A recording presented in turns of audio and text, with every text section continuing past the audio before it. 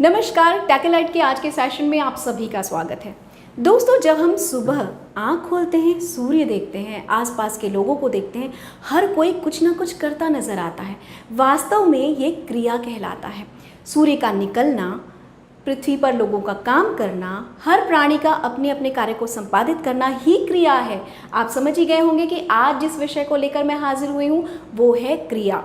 आमतौर पर बहुत सारे प्रश्नों में हम क्रिया के रूपों से संबंधित प्रश्न देखते हैं, तो कॉम्पिटिटिव एग्जाम के हिसाब से ही आज मैं क्रिया के अलग अलग रूप आपको समझाऊंगी। सबसे पहले ये समझ लेते हैं कि क्रिया है क्या। किसी काम का होना या किसी काम का करना क्रिया कहलाती है। अब क्रिया के रूप को समझने से पहले उसके मूल रूप को समझते हैं। क्रिया का मूल रूप कहलाता है धातु। उदाहरण के तौर पर पढ़, चल, लिख, ये क्या है? क्रिया का मूल रूप है।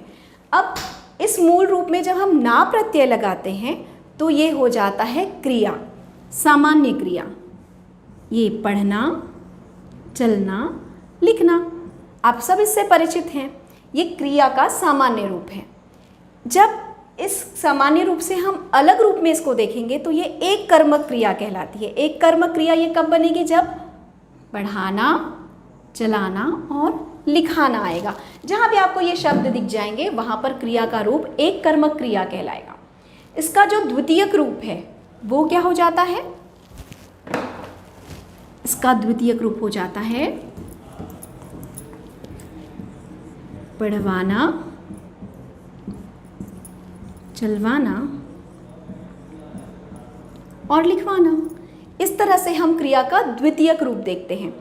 अब अगर क्रिया के रूपों की बात करें तो रचना की दृष्टि से इसके प्रकार अलग हैं और सामान्य दृष्टि से अलग इसके रूप हैं। जिसे हमने पूर्व की कक्षाओं में भी पढ़ा है, यानी कि प्राथमिक कक्षाओं में, स्कूलों में आपने पढ़ा होगा सकर्मक क्रिया और अकर्मक क्रिया। तो वास्तव में सकर्मक क्रिया क्या है और अकर्मक क्रिया क्या है? तो जैसा कि नाम है सकर्मक, सकर्मक क्रिया में कर्म होगा, कर्ता के साथ कर्म भी होगा, तो वो सकर्मक क्रिया कहलाती है। जैसे राम माला बना रहा है, यहाँ पे कर्म है माला, राम है संज्ञा शब्द और वो जो बना रहा है वो उसकी क्रिया है। तो यानी यहाँ पर कर्म जुड़ गया है साथ में, तो ये कहलाएगा सकर्मक क्रिया।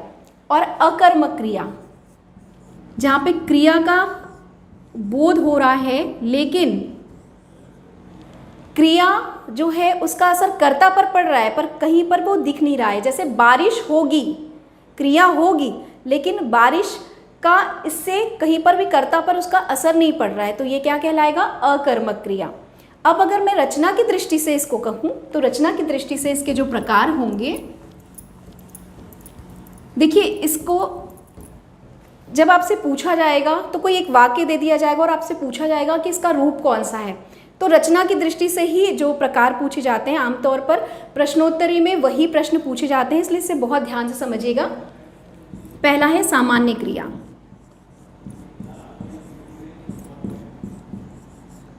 सामान्य क्रिया, मैं पढ़ा रही हूँ, तो मैं पढ़ा रही हूँ ये एक सामान्य क्रिया है, ठीक है। फिर आता है संयुक्त क्रिया, जहाँ पर एक से अधिक कार्य हो रहे हैं। फिलहाल मैं पढ़ा रही हूँ और आप सब पढ़ रहे हैं, ये संयुक्त क्रिया है क्योंकि मेरे द्वारा पढ़ाया जा रहा है और आप इससे पढ़ रहे हैं, तो ये संयुक्त क्रिया है। मैं पढ़ा रही हूँ और आप सब पढ़ रहे हैं, तो यहाँ पर एक से अधिक क्रिया का बोध हुआ, वहाँ पर संयुक्त क्रिया है। फिर तीसरा आता है नाम धातु क्रिया। नाम धातु क्रिया में क्या होगा? इसमें संज्ञा, सर्वनाम या विशेषण क्रिया करते हुए पाए जाएंगे, तो हम इसे नाम धातु क्रिया करते हैं। जैसे किसी पुस्तक की कमी निकालना अच्छी बात नहीं है, तो जहाँ पर संज्ञा या सर्वनाम का हम क्रिया के साथ बोध कराते हैं और उसका स्पष्टीकरण देते हैं, वहाँ पर क्रिया जो होती है वो नाम धातु क्रिया होती है। उसके बाद है पूर्वकालिक क्रिया। पूर्वकालिक मीन्स समय से पूर्व, क्रिया के होने के पूर्व का जो बोध कराते हैं। ऐसे वाक्य जो क्रिया के होने के समय से पूर्व का बोध हमें कराते हैं वो पूर्वकालिक क्रिया कहलाती हैं। जैसे बादल छाए हैं, बारिश हो सकती है, तो बादल छाए हैं ये पूर्वकालिक क्रिया है। अगला है अपूर्णकालिक क्रिया। अपूर्णकालिक क्रिया हम किसे कहेंगे? जहां पर कार्य के पूरा ना होने का बोध हो। पूर्वकालिक क्रिया के बाद यहाँ नीचे जगह नहीं है, मैं ऊपर ही लिख देती हूँ, अपूर्णकालिक क्रिया। अपूर्णकालिक क्रिया हम किसे कहेंगे?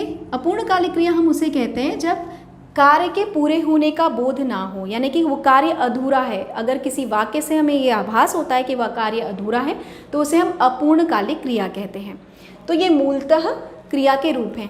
अब आप ये कहेंगे कि सकर्मक क्रिया और अकर्मक क्रिया को हम पहचानेंगे कैसे? तो उसका भी एक ट्रिक बताती हूँ। आपको कुछ नहीं करना है, बस आप उस प्रश्न से, जो भी आपको वाक्य दिया है उसमें 3 प्रश्न करने हैं। या तो आप उसमें क्या लगा लीजिए, या आप उसमें किसे लगा लीजिए, या उसमें किसको लगा। अगर ये 3 प्रश्न के उत्तर उस वाक्य में बन रहे हैं तो आप मान के चलिए वो सकर्मक क्रिया होगी। और यदि ये प्रश्नवाचक बनाने के बाद उसके उत्तर नहीं मिल रहे हैं तो वो अकर्मक क्रिया है। राम पढ़ रहा है, राम क्या कर रहा है, मतलब इसका उत्तर हमें मिल रहा है। मैं दौड़ रही हूँ, क्या मैं दौड़ रही हूँ, ये जो उत्तर है ये हमें नकारात्मक या सकारात्मक वे में नहीं मिलेगा। इसलिए हमको क्या करना है, जब हमको क्या, किसे या किसको, इस तरह के प्रश्न के उत्तर मिलते हैं जो हमारे वाक्य में परिवर्तित होते हैं, जो वाक्य हमें दिया गया है, तभी ये हमारी सकर्मक क्रिया होगी। यदि इसके उत्तर उससे नहीं मिलते हैं उस वाक्य से तो वो अकर्मक क्रिया होगी। तो ये है क्रिया। अब आती है बात क्रिया की विशेषताओं की। तो सबसे पहले हम विशेषण क्या है जान लेते हैं, ठीक है। कब आपको बहुत अच्छा लगता है? जब कोई आपकी विशेषता बताता है। तो जो विशेषता बताता है उसे हम विशेषण कहते हैं। उसी तरह क्रिया के भी विशेषण रूप होते हैं। क्रिया की विशेषता बताने वाले को हम क्रिया विशेषण कहते हैं। तो अभी जो हम बात करेंगे वो क्रिया विशेषण पर करेंगे। मैं बहुत खराब लिखती हूँ, विशेषता है खराब लिखना। तो राम जल्दी जल्दी दौड़ता है, जल्दी जल्दी, ये उसकी विशेषता है। हर किसी में कुछ खूबी होती है, कुछ कमियां होती हैं, और जब वो उसकी विशेषता के रूप में बताया जाता है तो उसे हम विशेषण कहते हैं, ठीक है। तो क्रिया विशेषण को हम समझेंगे। इसके भी 4 रूप हैं। सबसे पहला रूप कहलाता है कालवाचक क्रिया विशेषण। जब क्रिया के होने के समय का पता चलता है उसे हम कहते हैं कालवाचक क्रिया विशेषण। फिर बारी आती है स्थानवाचक। जब क्रिया के साथ साथ हमें उसके स्थान का भी पता चलता है तो हम उससे कहते हैं स्थानवाचक क्रिया विशेषण।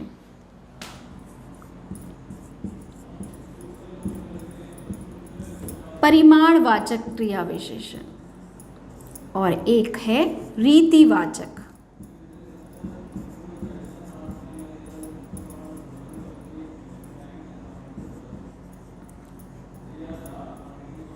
ठीक है। तो इतने सारे रूप हैं। अब इन सब के उदाहरण भी देख लेते हैं। कालवाचक समय जो बताएगा, ट्रेन अभी अभी गई है, तो जहाँ पर हमको समय का बोध होता है तो वो कहलाता है कालवाचक क्रिया विशेषण। स्थानवाचक, गांव के पास में शेर आया है, गांव का पता चल रहा है तो यहाँ पर स्थानवाचक क्रिया विशेषण होगा। परिमाणवाचक विशेषण, यदि हम परिमाण की बात करें, मुझे कुछ देर के लिए अकेला छोड़ दो या मुझे थोड़ा सा समय दे दीजिए, यहाँ पर परिमाणवाचक विशेषण। रीतिवाचक क्रिया विशेषण का उदाहरण है आप ध्यान से सुनिए। अगर आप रीति यानी विधि की बात करेंगे तो वो क्रिया आपकी रीतिवाचक विशेषण कहलाएगी। तो ये ध्यान रखना है कि जब आपसे एक वाक्य दिया गया हो और आपसे पूछा गया हो कि ये कौन सा विशेषण क्रिया विशेषण है, तो वहाँ पर आपको उस वाक्य को समझना है कि वो काल बता रहा है, स्थान बता रहा है, रीति बता रहा है या परिमाण बता रहा है, उसके हिसाब से आप उसको करेंगे। और ये मैं बता दूं कि 5 से 10 नंबर के प्रश्न सिर्फ क्रिया और क्रिया विशेषण से ही आते हैं, इसलिए इस चीज़ को बहुत अच्छे से समझ लीजिए कि जब आपको कोई वाक्य मिलता है तो सबसे पहले वो कौन सी क्रिया में है ये समझ लीजिए, और उसके बाद अगर विशेषता पूछा है तो उसके रूपों को थोड़ा सा अगर ध्यान ले लें तो आप इस प्रश्न को बहुत आसानी से हल कर सकते हैं। एक बार फिर से देख लेते हैं, कालवाचक, स्थानवाचक, परिणामवाचक और रीतिवाचक। तो इस तरह से ये क्रिया विशेषण के रूप हैं।